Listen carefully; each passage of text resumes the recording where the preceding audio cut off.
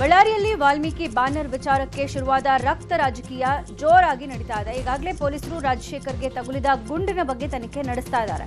ಇವತ್ತು ಅಥವಾ ನಾಳೆ ಎಫ್ಎಸ್ಎಲ್ನಿಂದ ವರದಿ ಬರಲಿದ್ದು ಯಾರ ಖಾಸಗಿ ಗನ್ಮ್ಯಾನ್ ಬಂದೂಕಿನ ಬುಲೆಟ್ ಅಂತ ಗೊತ್ತಾಗುತ್ತೆ. ಈ ಮಧ್ಯೆ ಬ್ಯಾನರ್ ಗಲಾಟೆಯಲ್ಲಿ ಇದ್ದವರನ್ನ ಪೊಲೀಸರು ವಿಡಿಯೋ ಮಾಡಿಕೊಂಡು ವಶಕ್ಕೆ ಪಡ್ಕೊಂಡು ವಿಚಾರಣೆ ನಡೆಸ್ತಾ ಇದ್ದಾರೆ. ಕಲ್ಲು ತೂರಾಟ, ಕೈಯಲ್ಲಿ ದೊಣ್ಣೆ ಹಿಡಿದವರನ್ನ ವಿಡಿಯೋದಲ್ಲಿ ಗುರುತಿಸಿ ಪೊಲೀಸರು ವಿಚಾರಣೆ ಮಾಡ್ತಿದ್ದಾರೆ. ಬ್ಯಾನರ್ ಘರ್ಷಣೆಯಲ್ಲಿ ರಾಜಶೇಖರ್ ಅನ್ನುವ ಗುಂಡೇಟಿಗೆ ಬಲಿಯಾಗಿದ್ದ ಸಚಿವ ಜಮೀರ್ ಅಹಮದ್ ಖಾನ್ ಮೃತನ ಕುಟುಂಬಸ್ಥರನ್ನ ಭೇಟಿ ಮಾಡಿ ವೈಯಕ್ತಿಕವಾಗಿ 25 ಲಕ್ಷ ರೂಪಾಯಿ ಪರಿಹಾರ ವಿತರಣೆ ಮಾಡಿ ನಾವು ನಿಮ್ಮೊಂದಿಗೆ ಇರ್ತೀವಿ ಅಂತ ಧೈರ್ಯ ಹೇಳಿ ಬಂದಿದ್ದಾರೆ. ಈ ನಡುವೆ ಚಿಂದಾಲ್ ಏರ್ಪೋರ್ಟ್ನಲ್ಲಿ ಸಿಎಂ ಸಿದ್ದರಾಮಯ್ಯ ಶಾಸಕ ನಾರಾ ಭರತ್ ರೆಡ್ಡಿಯನ್ನ ಭೇಟಿ ಮಾಡಿದ್ದಾರೆ. ಬಳ್ಳಾರಿ ಜಿಲ್ಲಾ ಉಸ್ತುವಾರಿ ಸಚಿವ ಜಮೀರ್ ಅಹಮದ್ ಜೊತೆಗೆ ಭರತ್ ರೆಡ್ಡಿ ಸಿಎಂ ಸಿದ್ದರಾಮಯ್ಯರನ್ನ ಭೇಟಿಯಾಗಿದ್ರು. ಈ ವೇಳೆ ಫೈರಿಂಗ್ ಘಟನೆ ಬಗ್ಗೆ ಭರತ್ ರೆಡ್ಡಿ ಸಿಎಂಗೆ ಸಂಪೂರ್ಣ ಮಾಹಿತಿ ಕೊಟ್ಟಿದ್ದಾರೆ. ಇದಕ್ಕೂ ಮುನ್ನ ಕಾನೂನು ಸುವ್ಯವಸ್ಥೆ ವಿಭಾಗದ ಹೆಚ್ಚುವರಿ ಡಿಜಿಪಿ ಹಿತೇಂದ್ರ, ಬಳ್ಳಾರಿ ವಲಯದ ಐಜಿ ವರ್ತಿಕಾ ಕಟ್ಯಾರ್ ಹಾಗೂ ದಾವಣಗೆರೆ ವಲಯದ ಐಜಿ ರವಿಕಾಂತೇಗೌಡ ಕೂಡ ಸಿಎಂ ಭೇಟಿಯಾಗಿ ಘಟನೆ ಬಗ್ಗೆ ಮಾಹಿತಿ ಕೊಟ್ಟಿದ್ರು. ಬಳ್ಳಾರಿ ಫೈರಿಂಗ್ ಪ್ರಕರಣ ಬಿಜೆಪಿಗೆ ದೊಡ್ಡ ಅಸ್ತ್ರ ಸಿಕ್ಕಂತಾಗಿದೆ. ಮೊನ್ನೆ ಅಷ್ಟೇ ವಿಜಯೇಂದ್ರ ಘಟನಾ ಸ್ಥಳಕ್ಕೆ ಭೇಟಿ ಕೊಟ್ಟಿದ್ರು. ಈ ಬೆನ್ನಲ್ಲೇ ಇವತ್ತು ಪ್ರತಿಪಕ್ಷ ನಾಯಕ ಆರ್ ಅಶೋಕ್ ಬಳ್ಳಾರಿ ಜಿಲ್ಲಾ ಪ್ರವಾಸ ಕೈಗೊಂಡಿದ್ದಾರೆ. ಮಾಜಿ ಸಚಿವ ಜನಾರ್ದನ್ ರೆಡ್ಡಿ ನಿವಾಸದ ಬಳಿ ನಡೆದ ಗಲಭೆಗಳಿಗೆ ಸಂಬಂಧಪಟ್ಟಂತೆ ಅಶೋಕ್ ಪರಿಶೀಲನೆ ನಡೆಸಿದ್ದಾರೆ. ಆ ಬಳಿಕ ಮಾಜಿ ಸಚಿವ ಜನಾರ್ದನ್ ರೆಡ್ಡಿ ನಿವಾಸಕ್ಕೂ ತೆರಳಲಿರುವ ಅಶೋಕ್ ಮಧ್ಯಾಹ್ನ 12 ಗಂಟೆಗೆ ಜನಾರ್ದನ್ ರೆಡ್ಡಿ ನಿವಾಸದಲ್ಲಿ ಮಾಧ್ಯಮಗೋಷ್ಠಿ ನಡೆಸ್ತಾ ಇದ್ದಾರೆ. ಕಾಂಗ್ರೆಸ್ ಸಂಶೋಧನಾ ಸಮಿತಿ ನಿನ್ನೆ ಬಳ್ಳಾರಿಯಲ್ಲಿ ಫೈರಿಂಗ್ ಘಟನೆ ಬಗ್ಗೆ ಮಾಹಿತಿ ಕಲೆ ಹಾಕಿತು. ಫೈರಿಂಗ್ ನಡೆದ ಸ್ಥಳ ಹಾಗೂ ಮೃತ ರಾಜಶೇಖರ್ ಮನೆಗೂ ಭೇಟಿ ಮಾಡಿ ಮಾಹಿತಿ ಸಂಗ್ರಹ ಮಾಡಿತು. ಈ ವೇಳೆ ಮಾತನಾಡಿದ ಸಮಿತಿ ಸದಸ್ಯ ಜಯಪ್ರಕಾಶ್ ಹೆಗ್ಡೆ, ಈ ಘಟನೆ ನಡೆಯೋ ಅವಶ್ಯಕತೆ ಇರಲೇ ಇಲ್ಲ, ಅಲ್ಲಿ ಬ್ಯಾನರ್ ಹಾಕಿದ್ರೂ ಏನೂ ಆಗ್ತಿರ್ಲಿಲ್ಲ, ಅದನ್ನ ಹರಿಯೋ ಅವಶ್ಯಕತೆನೂ ಇರಲಿಲ್ಲ ಅಂತ ಹೇಳಿದ್ರು. ಸಮಿತಿ ಅಧ್ಯಕ್ಷ ಎಚ್ಎಂ ರೇವಣ್ಣ ಮಾತನಾಡಿ, ಇದು ಉದ್ದೇಶಪೂರ್ವಕವಾಗಿ ನಡೆದ ಘಟನೆ ಅಂತ ಹೇಳಿದ್ದಾರೆ. ಎಲ್ಲ ಪಾರ್ಟಿ ವರ್ಗದ ಜನ ನೋಡಿ ಮಾಡೋ ಕಾರ್ಯಕ್ರಮ ಇದಾಗಿತ್ತು. ಹೊಟ್ಟೆ ಉರಿಯಿಂದ ಗಲಾಟೆ ಮಾಡಿದ್ದಾರೆ, ರಿಪಬ್ಲಿಕ್ ಆಫ್ ಬಳ್ಳಾರಿ ಮಾಡಿಬಿಟ್ರು, ಇದೀಗ ಮತ್ತೆ ಅದನ್ನೇ ಮಾಡಲು ಹೊರಟಿದ್ದಾರೆ ಅಂತ ಹೇಳಿದ್ರು. ಐಪಿಸಿ ಅಧಿಕಾರಿ ಪವನ್ ನೆಜ್ಜೂರ್ ಆತ್ಮಹತ್ಯೆಗೆ ಯತ್ನ ಅನ್ನುವ ವದಂತಿ ಬಗ್ಗೆ ಅಧಿಕಾರಿಯ ತಂದೆ ಬೇಸರ ಹೊರಹಾಕಿದ್ದಾರೆ. ಮಾಧ್ಯಮ ಪ್ರಕಟಣೆ ಮೂಲಕ ಸ್ಪಷ್ಟನೆ ನೀಡಿರುವ ಎಸ್ಪಿ ಪವನ್ ತಂದೆ ಉದಯ್ ಶಂಕರ್ ನೆಜ್ಜೂರ್ ಮಗನ ದಕ್ಷತೆ, ಕರ್ತವ್ಯ ನಿಷ್ಠೆ, ವದಂತಿಗಳಿಗೆಲ್ಲ ಬೇಸರ ವ್ಯಕ್ತಪಡಿಸಿದ್ದಾರೆ. ನನ್ನ ಮಗ ಆತ್ಮಹತ್ಯೆಗೆ ಯತ್ನಿಸಿಲ್ಲ, ಆದರೆ ಬೇಸರದಲ್ಲಿದ್ದಾನೆ. ಸುಳ್ಳು ಸುದ್ದಿಗಳನ್ನು ಹಬ್ಬಿಸಿ ಮತ್ತಷ್ಟು ಘಾಸಿ ಮಾಡಬೇಡಿ. ಮಗನ ಅಮಾನತನ್ನ ಸರ್ಕಾರ ಪರಿಶೀಲನೆ ನಡೆಸಬೇಕು ಅಂತ ಮನವಿ ಮಾಡಿದ್ರು. ಮಾಜಿ ಸಚಿವ ಬಿ ನಾಗೇಂದ್ರ ವಿರುದ್ಧ ಅವಹೇಳನಕಾರಿ ಹೇಳಿಕೆ ನೀಡಿದ್ದ ಜನಾರ್ದನ್ ರೆಡ್ಡಿ ವಾಲ್ಮೀಕಿ ಸಮಾಜದ ಮುಖಂಡರು ಆಕ್ರೋಶ ವ್ಯಕ್ತಪಡಿಸಿದ್ದಾರೆ. ವಾಲ್ಮೀಕಿ ಸಮಾಜದ ನಾಗೇಂದ್ರ ವಿರುದ್ಧ ಮಾತನಾಡಬೇಕಾದ್ರೆ ಎಚ್ಚರಿಕೆ ಇರಲಿ, ನೀವು ಕೂಡ ವಾಲ್ಮೀಕಿ ಸಮಾಜದಿಂದಲೇ ಬೆಳೆದಿದ್ದು. ನಾಗೇಂದ್ರ 4 ಬಾರಿ ಶಾಸಕರಾಗಿದ್ದಾರೆ. ಈ ಹಿಂದೆ ಶ್ರೀರಾಮುಲು ವಿರುದ್ಧ ಮಾತನಾಡಿದ್ರಿ, ಈಗ ನಾಗೇಂದ್ರ ವಿರುದ್ಧ ಮಾತನಾಡ್ತಾ ಇದ್ದೀರಿ. ಹೀಗೆ ಮಾಡ್ತಾ ಇದ್ರೆ ನಿಮ್ಮ ಮನೆಗೆ ಮುತ್ತಿಗೆ ಹಾಕ್ತೀವಿ ಅಂತ ಹೇಳಿದ್ದಾರೆ. ಕೋಗಿಲು ಲೇಔಟ್ ಸಂತ್ರಸ್ತರಿಗೆ ಇನ್ನೂ ಮನೆ ಸಿಕ್ಕಿಲ್ಲ. ವಿಪಕ್ಷಗಳ ಹೋರಾಟಕ್ಕೆ ಎಚ್ಚೆತ್ತ ಸರ್ಕಾರ ಎಚ್ಚರಿಕೆಯ ಹೆಜ್ಜೆ ಇಡ್ತಾ ಇದೆ. ಈ ಮಧ್ಯೆ ವಲಸಿಗರಿಗೆ ಮನೆ ನೀಡಬಾರದು ಅಂತ ಪಟ್ಟು ಹಿಡಿದಿರುವ ಬಿಜೆಪಿ ಸರ್ಕಾರದ ವಿರುದ್ಧ ಬೃಹತ್ ಹೋರಾಟಕ್ಕೆ ಮುಂದಾಗಿದೆ. ವಸತಿ ಯೋಜನೆ ಆಕಾಂಕ್ಷಿಗಳನ್ನ ಒಟ್ಟುಗೂಡಿಸಿ ನಾಳೆ ಬ್ಯಾಟರಾಯನಪುರದಲ್ಲಿ ಬೃಹತ್ ಪ್ರತಿಭಟನೆಗೆ ಬಿಜೆಪಿ ಸಿದ್ಧತೆ ನಡೆಸಿದೆ. ಈ ಮಧ್ಯೆ ರಾಜ್ಯಪಾಲರಿಗೆ ದೂರು ಸಲ್ಲಿಕೆಗೂ ಬಿಜೆಪಿ ಚಿಂತನೆ ಮಾಡಿದೆ. ರಾಯಚೂರಿನ ಅಂಬಾ ಜಾತ್ರೆಯಲ್ಲಿ ಸಿಎಂ ಸಿದ್ದರಾಮಯ್ಯ ಭಾಗಿಯಾಗಿದ್ದರು. ಈ ಜಾತ್ರಾ ಮಹೋತ್ಸವವನ್ನು ಅತ್ಯಂತ ಸಂತೋಷದಿಂದ ಉದ್ಘಾಟನೆ ಮಾಡಿದ್ದೀನಿ. ಇದೇ ಮೊದಲ ಬಾರಿಗೆ ಜಾತ್ರಾ ಮಹೋತ್ಸವದಲ್ಲಿ ಭಾಗವಹಿಸ್ತಾ ಇರೋದು. ಅಂಬಾದೇವಿಯ ದರ್ಶನವನ್ನು ಪಡೆದಿದ್ದೀನಿ, ಅದು ನನ್ನ ಪುಣ್ಯ ಅಂತ ಭಾವಿಸ್ತೀನಿ ಅಂತ ಹೇಳಿದ್ರು.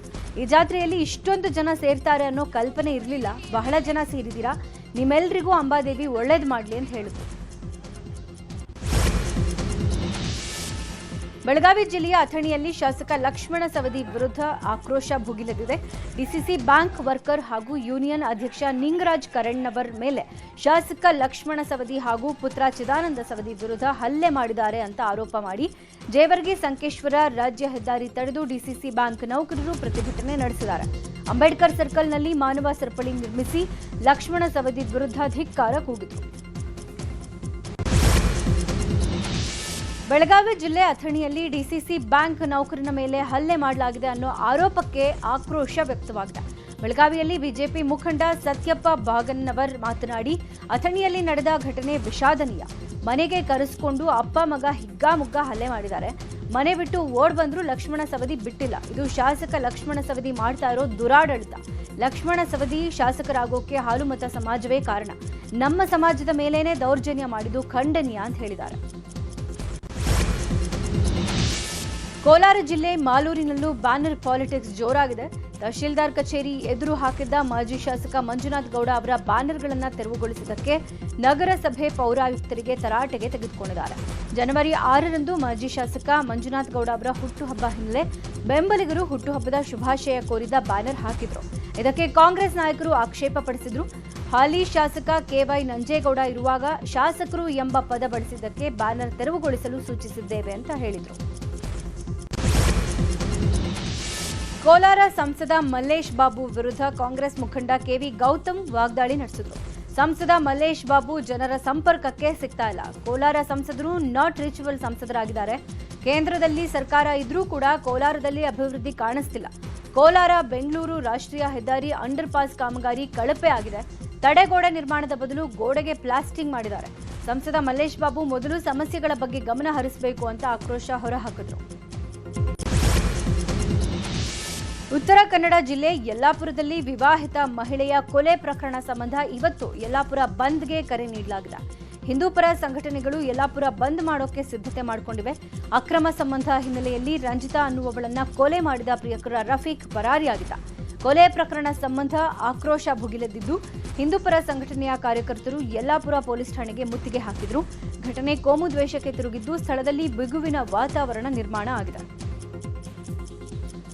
ಯಲ್ಲಾಪುರದಲ್ಲಿ ಹಿಂದೂ ಯುವತಿ ಕೊಲೆ ಪ್ರಕರಣ ಸಂಬಂಧ ಕಿಮ್ಸ್ ಶವಾಗಾರಕ್ಕೆ ರಂಜಿತಾಳ ಶವ ಶಿಫ್ಟ್ ಮಾಡಲಾಗಿದೆ.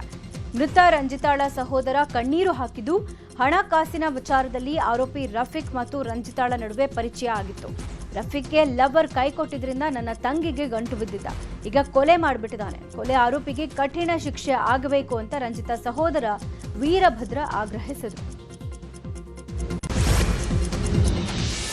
ಉತ್ತರ ಕನ್ನಡ ಜಿಲ್ಲೆ ಯಲ್ಲಾಪುರದಲ್ಲಿ ಹಿಂದೂ ಮಹಿಳೆಯ ಕೊಲೆ ಪ್ರಕರಣ ಸಂಬಂಧ ಶ್ರೀರಾಮ ಸೇನೆ ಸಂಸ್ಥಾಪಕ ಅಧ್ಯಕ್ಷ ಪ್ರಮೋದ್ ಮುತಾಲಿಕ್ ಆಕ್ರೋಶ ವ್ಯಕ್ತಪಡಿಸಿದ್ದಾರೆ. ಅನೈತಿಕ ಸಂಬಂಧ ಮೂಲಕ ರಫೀಕ್ ಅನ್ನೋನು ಕೊಲೆ ಮಾಡಿದ್ದಾನೆ. ಇದುವರೆಗೂ ಕೊಲೆಗಾರನ ಬಂಧನ ಆಗಿಲ್ಲ. ಆತನ ಮನೆಯವರನ್ನ ಬಂಧಿಸಿ ತನಿಖೆ ಮಾಡಬೇಕು. ಆಗ ಆರೋಪಿ ಬಗ್ಗೆ ಗೊತ್ತಾಗುತ್ತೆ. ಆರೋಪಿ ಮುಸ್ಲಿಂ ಆದಾಗ ಹಿಂದೇಟು ಹಾಕಬಾರದು. ಕಾಂಗ್ರೆಸ್ ಸರ್ಕಾರದಲ್ಲಿ ಈ ರೀತಿ ಪೊಲೀಸರಿಗೆ ಒತ್ತಡ ಆಗಬಾರದು. ಪೊಲೀಸರು ನ್ಯಾಯದ ಪರ ಕೆಲಸ ಮಾಡಬೇಕು ಅಂತ ಆಗ್ರಹಿಸಿದರು. ದರ್ಶನ್ ಪತ್ನಿ ವಿಜಯಲಕ್ಷ್ಮಿಗೆ ಕೆಟ್ಟದಾಗಿ ಅಶ್ಲೀಲ ಮೆಸೇಜ್ ಮಾಡಿದ ಪ್ರಕರಣದ ತನಿಖೆಯನ್ನ ಪೊಲೀಸರು ತೀವ್ರಗೊಳಿಸಿದ್ದಾರೆ. ಈಗಾಗಲೇ ಮೆಸೇಜ್ ಮಾಡಿದ್ದ ಇಬ್ಬರನ್ನ ಪೊಲೀಸರು ಅರೆಸ್ಟ್ ಮಾಡಿದ್ದಾರೆ. ಜೊತೆಗೆ 20 ಜನರ ಬಗ್ಗೆ ಪಟ್ಟಿ ಸಿದ್ಧ ಮಾಡಿದ್ದು ವಿಚಾರಣೆಗೆ ಕರೆಯುವ ಸಾಧ್ಯತೆ ಇದೆ. ಸದ್ಯ 20 ಮಂದಿಯ ಪೇಜ್ಗಳ ಐಪಿ ಅಡ್ರೆಸ್ ಇನ್ನೂ ಮೆಟಾದಿಂದ ಬಂದಿಲ್ಲ. ಐಪಿ ಅಡ್ರೆಸ್ ಬಂದ ಕೂಡಲೇ ಮತ್ತೆ 20 ಮಂದಿಯನ್ನ ವಶಕ್ಕೆ ಪಡೆಯುವ ಸಾಧ್ಯತೆ ಇದೆ. ಕೆಲಸ ಮಾಡಿದ್ದ ವೇತನ ಕೇಳಿದ್ದಕ್ಕೆ ಆಂಬ್ಯುಲೆನ್ಸ್ ಚಾಲಕನ ಮೇಲೆ ಹಲ್ಲೆ ಮಾಡಲಾಗಿದೆ. ಸಂಬಳ ಕೊಡ್ತೀನಿ ಅಂತ ಕರೆಸಿ ಚಾಲಕ ಕಿರಣ್ ಮೇಲೆ ಆಂಬ್ಯುಲೆನ್ಸ್ ಮಾಲೀಕ ನಾಗರಾಜ್ ಹಲ್ಲೆ ಮಾಡಿದ್ದಾರೆ. 2 ತಿಂಗಳ ಸಂಬಳ ಕೊಡದ ಹಿನ್ನೆಲೆ ಕಿರಣ್ ಕೆಲಸ ಬಿಟ್ಟಿದ್ದ. ಇದೇ ವಿಚಾರಕ್ಕೆ ನಿನ್ನೆ ಖಾಸಗಿ ಆಸ್ಪತ್ರೆ ಆವರಣದಲ್ಲಿ ಇಬ್ಬರ ಮಧ್ಯೆ ಗಲಾಟೆ ನಡೆದಿತ್ತು. ಆದರೆ ನಿನ್ನೆ ಸಂಬಳ ಕೊಡ್ತೀನಿ ಅಂತ ಕರೆಸಿಕೊಂಡು ನಾಗರಾಜ್ ಹಾಗೂ ಬೆಂಬಲಿಗ ಮಂಜುನಾಥ್ ಹಲ್ಲೆ ಮಾಡಿದ್ದಾರೆ. ಹಲ್ಲೆ ಸಂಬಂಧ ಬ್ಯಾಟರಾಯನಪುರ ಪೊಲೀಸ್ ಠಾಣೆಯಲ್ಲಿ ದೂರು ದಾಖಲಾಗಿದೆ. ಬೆಂಗಳೂರಲ್ಲಿ ಸೈಕಲ್ ಕಳ್ಳರ ಗ್ಯಾಂಗ್ ಆಕ್ಟಿವ್ ಆಗಿದೆ. ಮನೆ ಆವರಣದಲ್ಲಿ ನಿಲ್ಲಿಸಿರೋ ಸೈಕಲ್ಗಳನ್ನ ಕದ್ದು ಕಳ್ಳರು ಎಸ್ಕೇಪ್ ಆಗ್ತಿದ್ದಾರೆ. ವೈಟ್ಫೀಲ್ಡ್ನ ಇಮ್ಮಡಿಹಳ್ಳಿಯಲ್ಲಿ ಸೈಕಲ್ ಕಳ್ಳತನ ಮಾಡೋ ದೃಶ್ಯ ಸಿಸಿಟಿವಿಯಲ್ಲಿ ಸೆರೆಯಾಗಿದೆ. ಸದ್ಯ ಸೈಕಲ್ ಕಳ್ಳರಿಗೆ ವೈಟ್ಫೀಲ್ಡ್ ಪೊಲೀಸರು ಶೋಧ ನಡೆಸುತ್ತಿದ್ದಾರೆ. ಆನ್ಲೈನ್ನಲ್ಲಿ ವಶೀಕರಣ ಆಡ್ ನೋಡಿ ಬೆಂಗಳೂರಿನ ಯುವತಿಯೊಬ್ಬಳು ಲಕ್ಷ ಹಣ ಕಳ್ಕೊಂಡಿದ್ದಾಳೆ. ಪ್ರೀತಿಸಿದ ವ್ಯಕ್ತಿಯನ್ನ ವಶೀಕರಣ ಮಾಡ್ಕೊಳ್ಳೋಕೆ ಹೋಗಿ ಕೃಷ್ಣಮೂರ್ತಿ ಗುರೂಜಿ ಅನ್ನುವವರ ಮೊರೆ ಹೋಗಿದ್ದಾಳೆ. ಇನ್ಸ್ಟಾಗ್ರಾಮ್ನಲ್ಲಿ ಆಡ್ ನೋಡಿಕೊಂಡು ಕೊಟ್ಟಿದ್ದ ನಂಬರ್ಗೆ ಕರೆ ಮಾಡಿದಾಳೆ. ಪ್ರೀತಿಸಿದ ಹುಡುಗನ ಬಗ್ಗೆ ಕೇಳಿ ಮದುವೆ ಆಗುತ್ತಾ ಅಂತ ಯುವತಿ ಪ್ರಶ್ನೆ ಮಾಡಿದಾಳೆ. ಮದುವೆ ಮಾಡಿಸ್ತೀವಿ, ಆದರೆ ಹಣ ಖರ್ಚಾಗುತ್ತೆ ಅಂತ ಗುರೂಜಿ ಹೇಳಿದ್ದಾರೆ.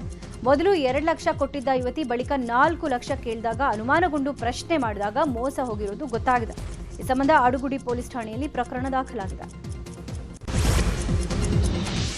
ರಸ್ತೆ ದಾಟ್ತಾ ಇದ್ದ ಕಾರ್ಮಿಕನಿಗೆ ಖಾಸಗಿ ಬಸ್ ಡಿಕ್ಕಿಯಾದ ಪರಿಣಾಮ ಕಾರ್ಮಿಕ ಸ್ಥಳದಲ್ಲೇ ಸಾವನ್ನಪ್ಪಿರೋ ಘಟನೆ ಬೀದರ್ನ ಬಸವ ಕಲ್ಯಾಣದ ಹಣಮಂತವಾಡಿಯಲ್ಲಿ ನಡೆದಿದೆ. ರಾಷ್ಟ್ರೀಯ ಹೆದ್ದಾರಿ 65ರಲ್ಲಿ ಉತ್ತರ ಪ್ರದೇಶ ಮೂಲದ ನರೇಶ್ ರಾಮ್ಪಾಲ್ ಮೃತಪಟ್ಟಿದ್ದಾರೆ. ರಾಜೇಶ್ವರ ಬಳಿಯ ಸಕ್ಕರೆ ಕಾರ್ಖಾನೆಯಲ್ಲಿ ಕೆಲಸ ಮಾಡ್ತಾ ಇದ್ದ ಈತ ರಾಷ್ಟ್ರೀಯ ಹೆದ್ದಾರಿ ದಾಟುವಾಗ ಬಸವ ಕಲ್ಯಾಣದಿಂದ ಬೆಂಗಳೂರಿಗೆ ತೆರಳುತ್ತಾ ಇದ್ದ ಖಾಸಗಿ ಬಸ್ಗೆ ಡಿಕ್ಕಿ ಹೊಡೆದಿದೆ.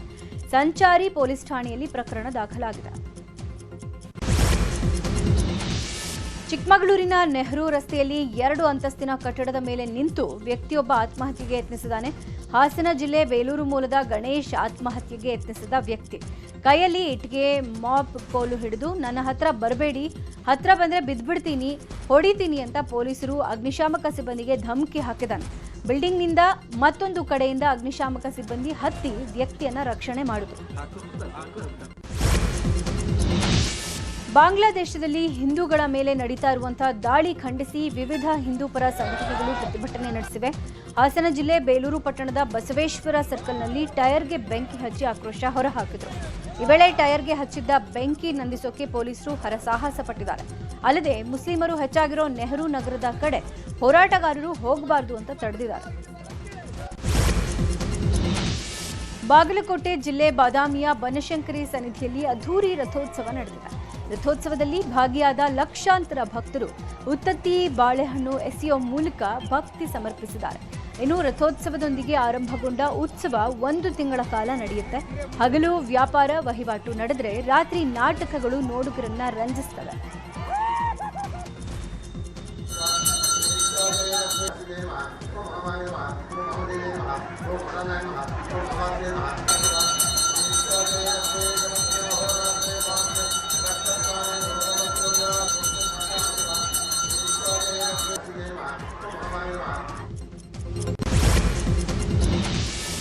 ರಾಯಚೂರಿನ ಅಂಬಾದೇವಿ ಜಾತ್ರೆಯಲ್ಲಿ ಗಾಂಜಾ ಘಾಟು ಜೋರಾಗಿದೆ. ಜಾತ್ರೆಯ ಬೀದಿ ಬೀದಿಗಳಲ್ಲಿ ಸಾಧುಗಳು ಗಾಂಜಾ ಮಾರಾಟ ಮಾಡ್ತಿದ್ದಾರೆ. ಸಾವಿರಾರು ಪೊಲೀಸರಿದ್ರು ಬಹಿರಂಗವಾಗಿ ಗಾಂಜಾ ಮಾರಾಟ ಮಾಡಲಾಗ್ತಾ ಇದೆ. ಗಾಂಜಾ ಪ್ಯಾಕೆಟ್ ಮಾರುವ ಸಾಧು ಒಬ್ಬ ಎಕ್ಸ್ಕ್ಲೂಸಿವ್ ದೃಶ್ಯ ನ್ಯೂಸ್ 18ಗೆ ಲಭ್ಯ ಆಗಿದೆ. 1 ಪ್ಯಾಕೆಟ್ ಗಾಂಜಾಗೆ 100 ರೂಪಾಯಿ ಅಂತೆ ಮಾರಲಾಗ್ತಾ ಇದೆ. ಪೊಲೀಸರು ಮಾತ್ರ ಕಂಡೂ ಕಾಣದಂತಿದ್ದಾರೆ. ಶಿವಮೊಗ್ಗದ ತುಂಗಾ ನದಿಯಲ್ಲಿ ಶ್ರೀ ಸೀತಾರಾಮಾಂಜನೇಯ ತೆಪ್ಪೋತ್ಸವ ಅದ್ಧೂರಿಯಾಗಿ ನಡೆದಿದೆ. ತೆಪ್ಪೋತ್ಸವಕ್ಕೂ ಮೊದಲು ಸೀತಾರಾಮಾಂಜನೇಯ ಸ್ವಾಮಿಗೆ ಪೂಜೆ ಸಲ್ಲಿಸಿ ಪಟಾಕಿ ಸಿಡಿಸಿ ಮೆರವಣಿಗೆ ಮಾಡಲಾಯಿತು. ಭಕ್ತರು ರಸ್ತೆಯುದ್ದಕ್ಕೂ ಕರ್ಪೂರ ಹಚ್ಚಿದರು. ಕೋರ್ಪಲಯ್ಯ ಛತ್ರ ಮಂಟಪದ ಬಳಿ ತುಂಗಾ ನದಿಯಲ್ಲಿ ತೆಪ್ಪೋತ್ಸವ ಕಣ್ತುಂಬಿಕೊಂಡಿದ್ದಾರೆ.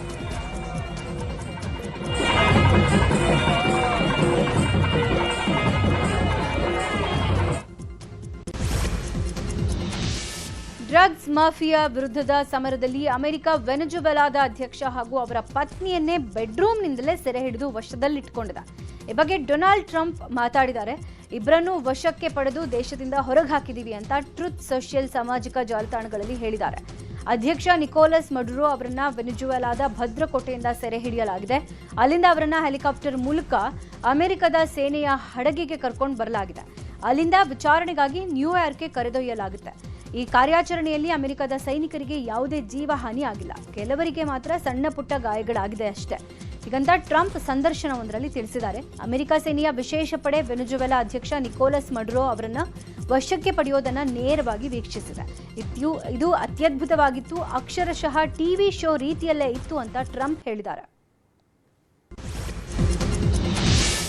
ಜನವರಿ 11ರಿಂದ ಆರಂಭವಾಗಲಿರುವ ನ್ಯೂಜಿಲೆಂಡ್ ವಿರುದ್ಧದ ಏಕದಿನ ಸರಣಿಗೆ ಟೀಂ ಇಂಡಿಯಾ ಆಟಗಾರರ ಪಟ್ಟಿ ಪ್ರಕಟ ಮಾಡಲಾಗಿದೆ. ಶುಭ್ಮನ್ ಗಿಲ್ ತಂಡ ಮುನ್ನಡೆಸಲಿದ್ದು ಶ್ರೇಯಸ್ ಅಯ್ಯರ್, ರಿಷಬ್ ಪಂತ್ ತಂಡಕ್ಕೆ ಮರಳಿದ್ದಾರೆ. ಉಳಿದಂತೆ ರೋಹಿತ್ ಶರ್ಮಾ, ವಿರಾಟ್ ಕೊಹ್ಲಿ, ಕೆಎಲ್ ರಾಹುಲ್ಗೆ ತಂಡದಲ್ಲಿ ಸ್ಥಾನ ಸಿಕ್ಕಿದೆ. ಆಶಸ್ ಸರಣಿಯ 5ನೇ ಟೆಸ್ಟ್ ಪಂದ್ಯ ಸಿಡ್ನಿ ಕ್ರಿಕೆಟ್ ಸ್ಟೇಡಿಯಂನಲ್ಲಿ ಆರಂಭಗೊಂಡಿದೆ. ಇತ್ತೀಚೆಗೆ ಬೊಂಡಿ ಬೀಚ್ನಲ್ಲಿ ನಡೆದ ಉಗ್ರರ ದಾಳಿ ಹಿನ್ನೆಲೆಯಲ್ಲಿ ಕ್ರಿಕೆಟ್ ಸ್ಟೇಡಿಯಂಗೆ ಭಾರೀ ಭದ್ರತೆ ಒದಗಿಸಲಾಗಿದೆ. ಇಂಗ್ಲೆಂಡ್ ಹಾಗೂ ಆಸ್ಟ್ರೇಲಿಯಾ ಆಟಗಾರರ ಭದ್ರತೆಗಾಗಿ ಕ್ರೀಡಾಂಗಣ ಸುತ್ತ ಶಸ್ತ್ರಾಸ್ತ್ರ ಸಜ್ಜಿತ ಪೊಲೀಸರನ್ನ ನಿಯೋಜನೆ ಮಾಡಲಾಗಿದೆ.